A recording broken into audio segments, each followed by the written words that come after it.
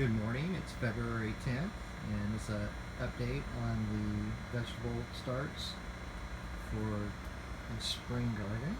And 2 weeks ago, I did a video and showed you when I first started these. So it's been a lot of growth in just 2 weeks. So you're looking at beefsteak tomatoes, and then in the background, and then lemon cucumbers in the foreground, and some basil right here, little basil plants. And then here are the okra plants. So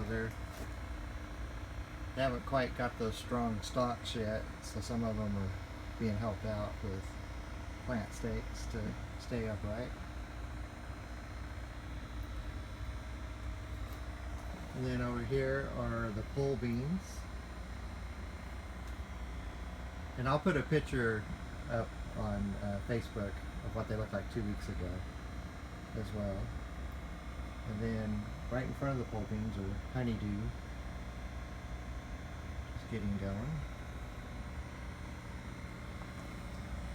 And then we have 2 summer squash right here.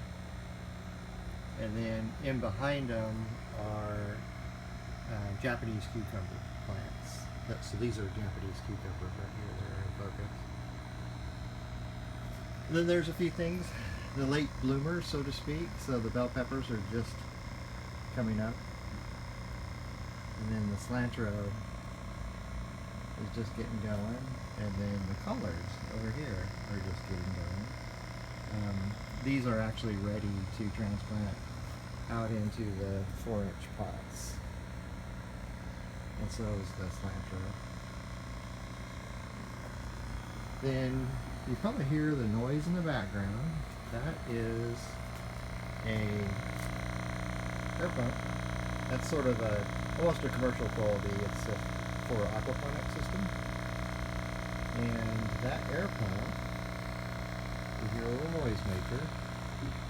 And you can see I have a batch of compost tea brewing. That would be for fertilizer. So we'll show you a little bit about, and I just started the batch. I wanted to give you a video of it just starting, and then tomorrow I'll update and show you what it looks like after it's been brewing a while. But you notice this pump comes out to a header so that I could actually do multiple batches at one time. I happen to use 2 air stones, the same type of air stones you use in your fish tank. So they're connected right here through your plastic tubing. And then the air stones are providing air to the compost tea. And see the foam on top? That's actually the respiration of the beneficial microbes. And tomorrow when I give you a picture, that foam will be like coming all the way out, going down to the floor. And you can see the side of the bucket. Even though I have cleaned it, it leaves a little messy stuff on the side. So there's the next batch of fertilizer. It takes about 24 hours. You can brew a little longer than that, but I've never went over 48 hours with any of my fertilizer compost tea brews. Now there's a few things that I sort of skipped over. So here's a bag that's down into that. This is your tea bag, so to speak. And it's filled with some ingredients, and I'm going to go into details on that. And then the water in here, I actually put in ahead of time and let it aerate for about an hour to remove any chlorine. Here's what a air stone looks like. So that's just, you can get those any place where they have aquarium supplies. So there's 2 of those in there.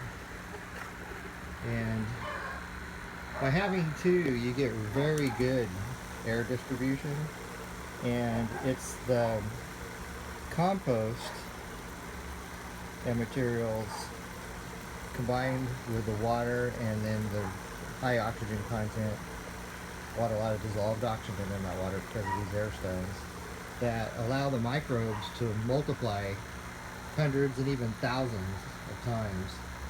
And what you're trying to do is brew a concentrated batch of fertilizer.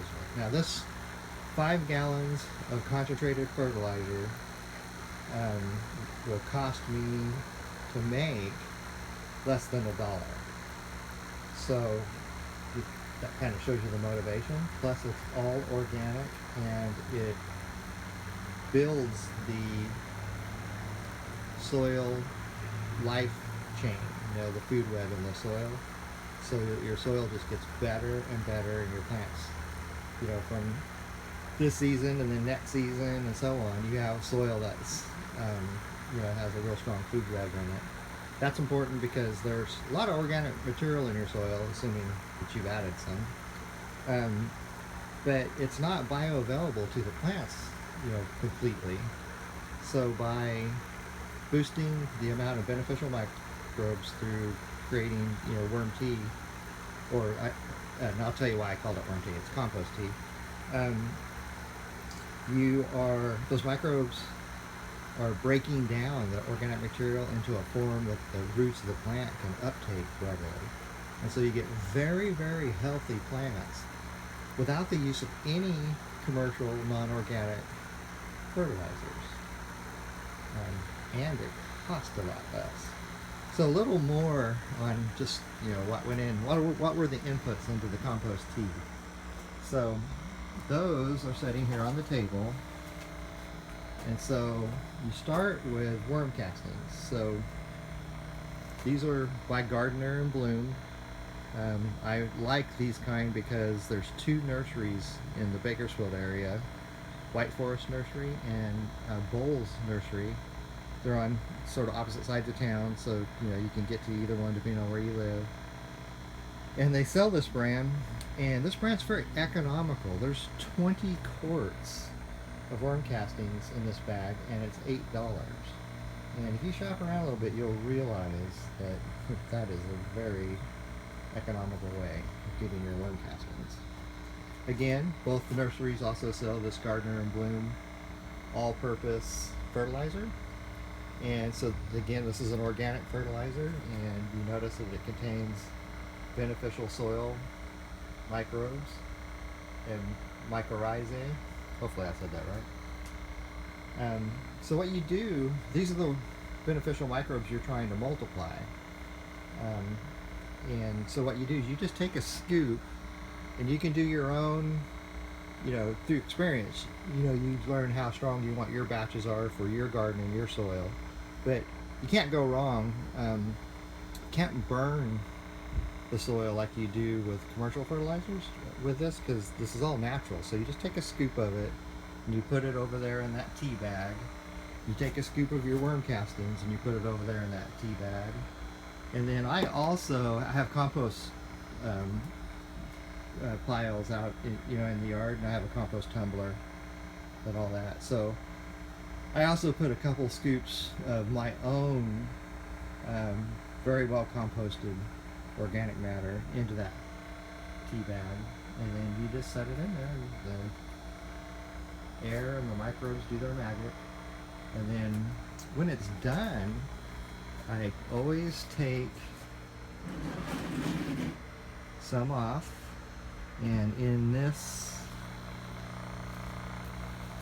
watering can, I add to the top of it a reusable coffee filter, a very fine mesh coffee filter, right? And then I will scoop out the compost tea, pour it through the coffee filter so that I make enough, take enough of it out to get some reuse out of this old 409 bottle. It is not 409. It's these happen to be very good sprayers for fertilizing your plants.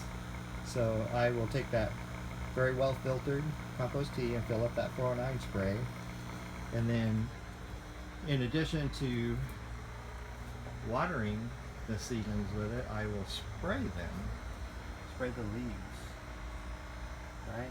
And that beneficial bacteria, it'll make a film. You don't see the film, but it'll make a protective film on those leaves, and it wards off insects. Now, I'm not going to say that that no insects will get on these, but what I will say is not only does it deliver fertilizer through a foliar feeding and just fertilize the plant, but it also makes them less attractive to insects and more resistant to disease, like fungal diseases and things like that. It builds the plant resistance. So in addition to using the retasked 409 bottle that now has compost tea in it, I also continue to fill the bucket with the watering can with very finely filtered compost tea, and then I put that into my sprayer and I spray my plants out in the yard. For instance, my citrus trees and anything I have in the garden, I spray them as well for the same reasons as I had mentioned. So there's a little bit of an update of just what's growing in the greenhouse here on February 10th, 2017. And we'll talk to you guys soon.